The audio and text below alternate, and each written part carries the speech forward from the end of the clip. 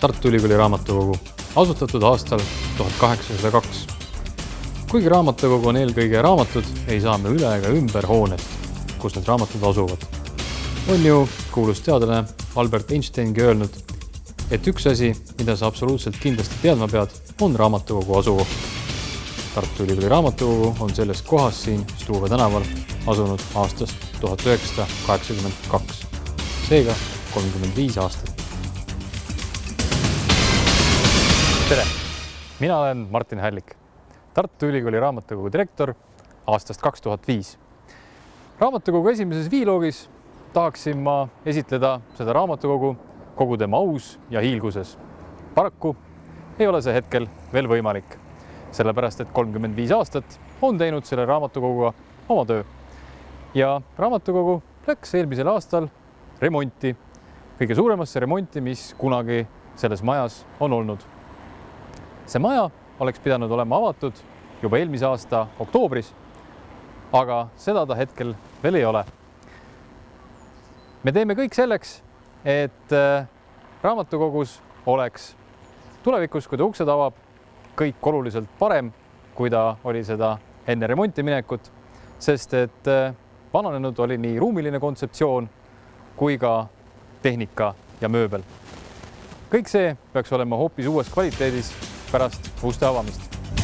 Järgnevalt kutsun ma teid raamatukokku vaatama seda, mis toimub raamatukogus remondi ajal, kuidas näeb raamatukogu välja ja mida teevad raamatukogu hoidjad siis, kui majas lugejaid ei ole.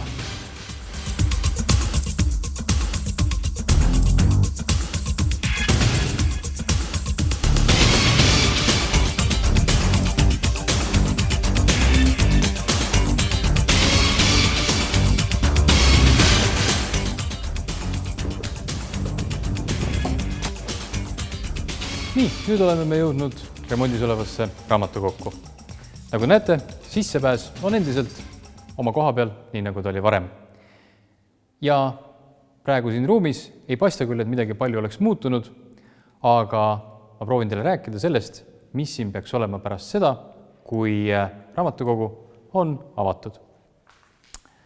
Siia selle koha peale paigutatakse üks elektrooniline raamatulaenutuskapp, mis näeb välja üsna sarnane kaasaegsele elektroonilisele postikapile. Lugeja saab siit kätte oma eeltellitud raamatud.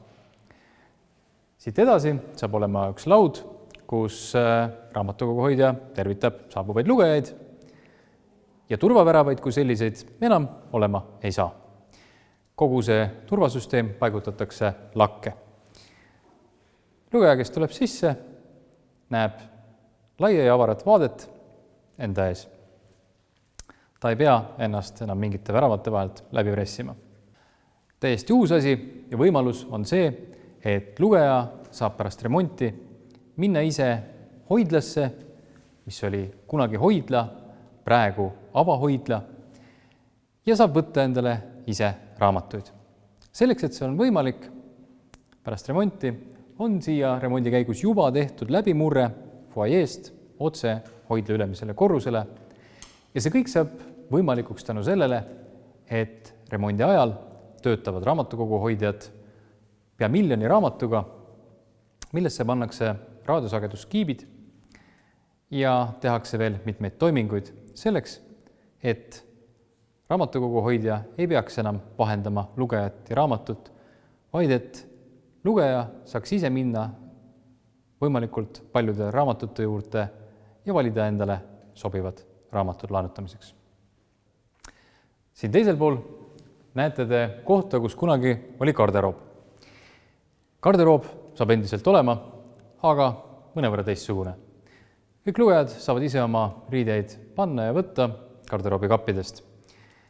Tõsi, see garderoobi osa on nüüd veidike eraldatud selleks, et oleks turvatsoon siin ees. Need raamid, mida te näete nende postide vahel, ei jää sellised, nagu nad praegu on, sest et need on küll paigaldatud, aga need ei ole projektijärgsed. Need võetakse siit ära ja tulevad teistsugused raamid, millesse siis pannakse klaasid, nii et siin postide vahel saab olema klaassein. Me oleme jõudnud hoidlasse, mis varem oli suletud hoidla. Nüüd pärast remonti saab see olema avahoidla. Selliseid hoidlaid on siin korrusel 5 tükki. Ja see võimaldab lugejatel tulla hoidlasse ja laenutada raamatuid ise. Kristina, oskad sa öelda, kui palju raamatuid me saaksime paigutada siia kogu sellele korrusele lugejatele vabalt kättesaadavatena? Siia tuleb umbes 900 000 raamatut ja kui me võtame ka lugemissaalid arvesse, siis majas jääb üle 1 miljoni raamatu, mida lugejad saavad ise riiulist võtta. Aga mis raamatud siia üldse tulevad?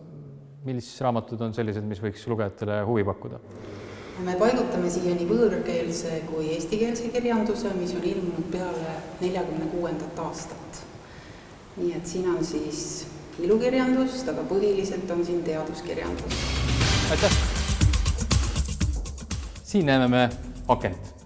Akent, mis on tulevases avahoidlas. Me näeme siin läbi akna vaadet Struve platsile.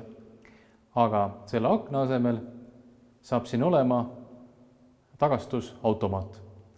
24/7 lugejad saavad anda tagasi raamatuid, seistes siis seal väljaspool raamatukogu ja pannes selle raamatu automaati, mille põhiosa siis on siin sees ja raamat ongi tagastatud. Lugeja saab selle vastu väikese tšeki, et ta on selle toimingu soovinud.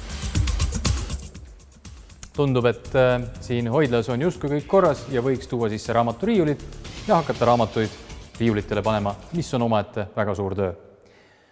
Aga paraku ei saa me neid riiuleid ega ka raamatuid siia sisse tuua veel, sest need põrandad, mis siin on, need tuleb uuesti lasta valada, sest et need ei ole mitte selles kvaliteedis, mis nad võiksid ja peaksid olema. Seegi saab olema suur ja keeruline töö, enne kui siia saab sisse tulla raamaturiiulite ja raamatutega. Seisame praegu teise korruse suures lugemissaalis. Siin oli varem juba mõeldud sellised ruumid, kus tudengid ja lugejad said teha oma grupitööd selleks, et olla veidikene eraldatud. Nüüd, kui see remont ükskord läbi saab, siis saab olema gruppide ruumides pea 2 korda rohkem kohti, kui seda seni on olnud. Nagu me näeme, siis siin on juba osad gruppide ruumide klaasseintest paika pandud, mis on iseenesest tore, ainult et need klaasseinad ei ole päris need, mida me tellisime ja mis projektis olid. Need tuleb välja vahetada veidi teistsuguste vastu. Minu selja taga näete te suurt tühimikku. See on kunagine liftishaht. Ja ka tulevikus peaks olema seal liftid, ainult et siis enam mitte raamatute, vaid inimeste jaoks. Ühtlasi ka loomulikult trepid. Selleks, et lugejad saaksid kõige lihtsamal moel ja mugavamalt liikuda erinevate korruste vahel, sealhulgas meie uude avahoidlasse. Kui kõik läheb hästi ja me leiame ehitaja peatselt, kes ehitab kiiresti ja kvaliteetselt, siis on meil lootust, et sügisel ühel hetkel on osa raamatukogust siiski avatud. Raamatukogu hoidjad on tänaseks teinud omalt poolt peaaegu kõik tööd selleks, et raamatud, mida siis lugejad võiksid kasutama hakata, oleksid selleks ajaks valmis. Aga sel hetkel, kui ehitaja annab meile üle avahoidlate ruumid, läheb veel veidi aega, sest sinna tuleb panna riiulid ja riiulitele tuleb panna pea 1 miljon raamatut ja seda tuleb teha õiges järjekorras. Nii et me loodame, et mõned kuud pärast seda, kui ehitaja on avahoidlad meile üle andnud, saame me sinna ka lugejad lasta raamatute vahele endale meelepäraseid raamatuid valima.